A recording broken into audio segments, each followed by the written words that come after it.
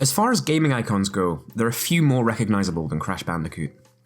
The Crash games can be credited with bringing gaming to a wider audience and a new generation of gamers in the mid to late 90s, and everyone still looks back fondly on those days spent playing Crash as a kid. Well, that's what I've heard anyway. I've actually never played it, not a single one of them. Unless you count Crash Bash, but I'm not going to count Crash Bash. So, I decided there was no better time to educate myself on the magic of Crash Bandicoot than right now, given that the first 3 Crash games have just been remastered and put into one incredibly nostalgia-heavy release. I've heard so much about how great these games are, and I wanted to see if I would agree without having any nostalgia for them. So, in this video, we're going to tackle the very first entry, Crash Bandicoot. So, is this game good? Yeah, it actually is. It's really good. This doesn't mean I don't have problems with it, we'll get into that, but it is, I think, a good game. Even after just the first few levels, I started to have a really good time and get into the swing of things, so I want to look a bit deeper into what exactly makes the game enjoyable.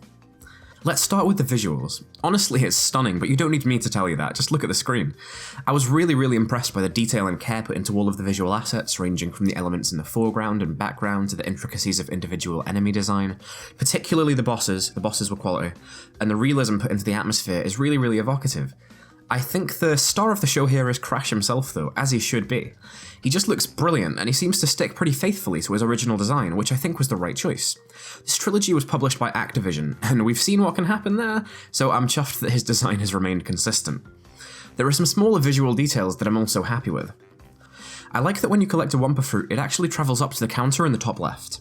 It's indicative of a bit more attention to detail, and in games like this, which thrive on simplicity, tiny features like that do stand out. I also like Crash's idle animations. I always check for them, and they didn't disappoint here. I thought they were fun and endearing, and they add a bit more life and character to Crash, which honestly isn't necessarily difficult, considering how expressive he is in his facial animation. Speaking of animation, I really like the death animations and the variety of them. It shows that there's been a lot of effort put in, like I just said, and the cutscene at the beginning was also really great. Even though I'm new to this franchise, some things still felt familiar, and I think it's a lot to do with the video game tradition of anthropomorphizing your protagonist. Yes, that was really difficult to say. Even though I've never controlled him before, I felt at ease going through the first level with Crash, because it does harken back to a lot of the previous platformers I've played.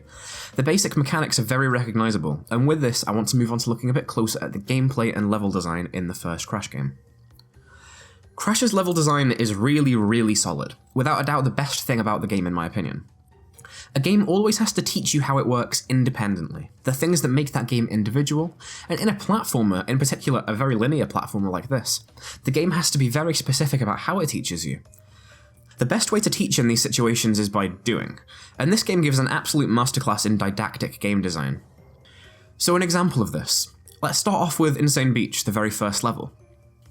At the start you wash up on the beach, and when you start heading up the path, you see your first enemy just down the hill from you. Given your position relative to the enemy, it seems to make the most sense for you to take it down by jumping on it, because the angle the game puts you at allows you to do so. This is one of the first actions in the game, and it sets up a mutual understanding that this is how enemies can be taken down. It seems like a really basic and almost silly thing to bring up, but it's definitely deliberate and worth mentioning. Tutorials and text boxes hinder fast-moving progression, and Crash Bandicoot is a game which clearly runs on momentum. So, the levels have to be designed with mechanic teaching in mind, and it works. This extends to other examples all throughout the game. Another one is the presence of collapsible platforms. To recognise this, you're given a visual cue, and once you've noticed that it's different, more fragile looking, it becomes evident that it'll collapse if you don't move off it really quickly. So, potentially without even reaching that point and dealing with the task directly, you're given information which guides you to the correct solution, and the information is the perfect blend of obvious and unobtrusive. It's really frustrating when games spoon-feed you too much basic information. Platforming can almost always be better taught through experience, and Crash's level design does a stellar job of empowering and teaching the player. The gameplay throughout the game is, for the most part, pretty good, but it is the component with which I have the most issues. Most of this is linked to the controls, and to explain this I just want to say that I think for a game originally released in 1996, it has aged very well, and done a great job staying relevant in a more contemporary market. But there are a few things that make me really feel like I'm still playing a PS1 game and not a PS4 remaster. The first of these is that the controls can occasionally feel a bit clumsy when using the analog stick. Crash was originally designed with a D-pad in mind, so it's nice to have the more modern transition to analog controls, but the transition feels somewhat incomplete. It's like having the limitations set by D-pad movement transferred onto what should be omnidirectional movement. This can lead to a constrained feeling when maneuvering Crash, where your actions aren't 100% carried out, or at least don't feel like it. I'm not trying to say that the controls suck, they don't. They run smoothly most of the time, but when things get a bit more fiddly and specific, then it really was a problem for me. When you're trying to do very small trigger movements for a platforming segment, like trying to jump from box to box, say, the small movements can often feel quite inconsistent, and sometimes it can seem a bit unfair when your movement is limited, and you're expected to do very finicky platforming. But there's also every possibility that I'm just terrible at the game. I mean, I'm not gonna rule that out. My other main gripe in the gameplay was to do with the hitboxes. There were a few examples in the game where I felt a bit hard done by, where I felt like as if an enemy hadn't actually hit me, or that I'd hit an enemy and it hadn't registered, or I took damage instead, or that my footing was solid for a split second after a jump and then I'd just slip down without any input. I'm not sure if this is a depth perception issue with the jumping or spin attack, but it led to occasional feelings of bitterness and dismay when I thought I'd dodged but hadn't, or so nearly made a jump but fell. And yes, I am talking about those 2 bridge in the sky levels. What is going on there? They are absolute nonsense. 0 out of 10 game. 0 out of 10. Seriously though, I actually did hate those 2 levels, but it does segue me nice and clean into my next topic, which is difficulty. There isn't anything wrong with a game being difficult. It's actually good. Obviously challenge is what we're all looking for, but I found Crash to be way harder than I was expecting it to be. Obviously that's not the game's fault, it was my expectation, but I did find the difficulty curve a bit steep, to be honest.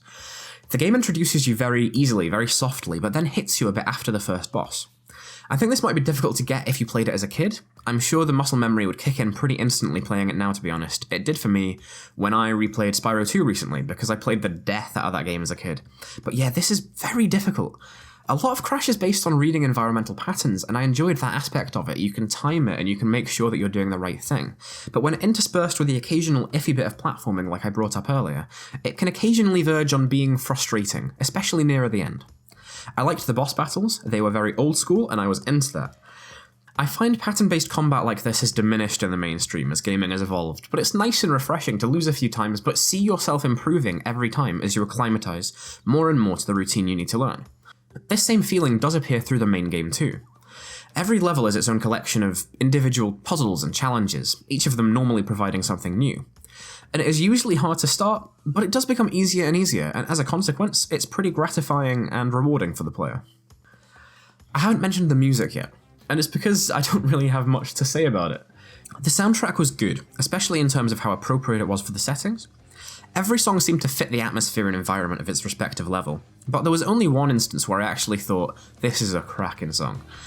It was the song that plays in the Toxic Waste level, and it's pretty sick. The metal vibe of the song was refreshing and really stuck out to me. However, I should say that video game music doesn't necessarily have to stand out to be good. In complementing the situations where it's played, it's done its job, and I just doubt that I would ever listen to the OST outside of the game. The final thing I want to touch on quickly is the amount of replayability in the game, which I was pleasantly surprised at. There are collectibles in each level in the form of crates which you can smash, and getting all of these in a level nets you extra rewards, and this means you'll have a good incentive to replay the levels. Given the short length of the levels, and that you'll exponentially improve the more you do them, replaying the levels doesn't prove to be that much of a chore, thanks to having extra objectives and a new mindset when playing. The same can be said for the time trials, which are really bloody tough, and they seem to require a certain mastery of the game, but it's a good thing. I've finished the main game, and I've still got plenty to do. I think what sums the whole thing up though is that I'm looking forward to going back to the levels, and even more so, I'm looking forward to experiencing the next 2 games in the series. And I think it's safe to say that if a game has you excited to play more of it, then it's done a pretty good job. So, those are my thoughts playing through Crash Bandicoot for the first time. I hope you've enjoyed the video, it's been a pleasure to make, and hopefully I will see you again in the next one.